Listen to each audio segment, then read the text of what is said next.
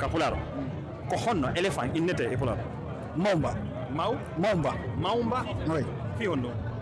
Kono inni Maumba. Ah, je pense Vai que Mauni. pas grandeur, tu vois. Non be français ben. Enana de na lu garo. Kono do innete Kapular.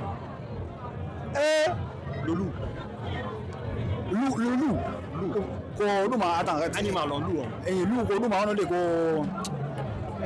bonheur. Bonheur ko yen. Les hyènes. Sur ce coup-là, je remercie tout le monde. Il faut le Minyanga.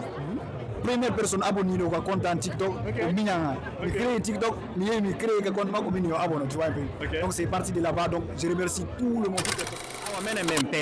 Même Persi, Fouta, même Persi, Italie, même Persi, Europe, même Persi, Paris, Casino, Harade Wondido et Mr. Company, Haray. Oro namo mi presentare ni, kono Haray, barbe andamo be yemo be, en jonnemo Kongol, Company men salmini. Salmini on kadi yetion, lande ki so yewti e jam. Men hewti e jam. Ok, Haray ko sadi mo ngi toli e programme ko tawdo on e mu. Donc Haray be weltani on, senande mon be weltori. Albarka Company, mede ngandi, mede yiyama itti boyi, buyino anduma ka hore weyo. Kono hande Company simen innima succès ma on c'est-à-dire honno e polgal marangal c'est la doit jontude rewa remercier de goto ko hommo jonta on mérite sara mi remercier ay aden goto on succès ma on mérite on ko hommo jontatamo et là je suis vraiment désolé ma ta jontude anga fallam pièce parce que ma ta jontude aden goto parce que certes il y a eu des personnes wadube tu vois un peu beaucoup de personnes wadi. Donc, on va dire que Gebal Benno Ngalfo, John Aden Goto. Donc, sur ce coup-là, je remercie tout le monde. Il faut le Minyanga. Première personne abonnée au compte TikTok, Minyanga. Il crée TikTok, il crée le compte abonné. Tu vois un peu.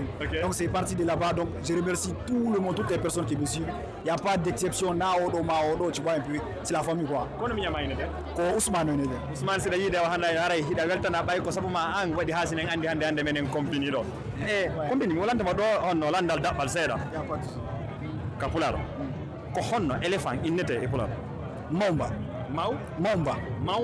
Oui. Fi hondo kono inni Maumba. Ah, je pense que Mauni pas grandeur, tu vois. Maumba no nyani no,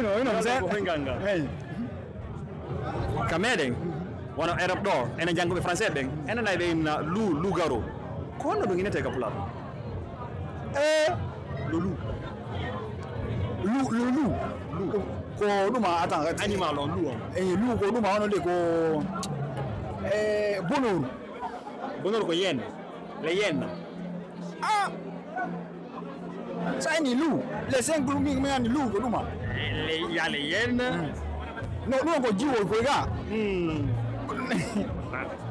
bon non ok e wala landa wonga simple hombire ndom ko hondo woni kumpi hu on company ko jeeda ko men hettibe men gollirta hara ko an woni golliro ko moyen inde ande fi hondo fi be anda be fi be faltaaki be genre inane moi j'utilise pas souvent ko me be nodir talande tu vois mais inane sinara goddo landilan doit mi wolto mi nodito ta ko quoi donc il a marié une compagnie, même Persi, à Persi ni même, à la Veltanama, même Jarnima. On est ensemble, big up à vous, merci vraiment de passer sur votre émission. On est ensemble, big up aussi là. Et social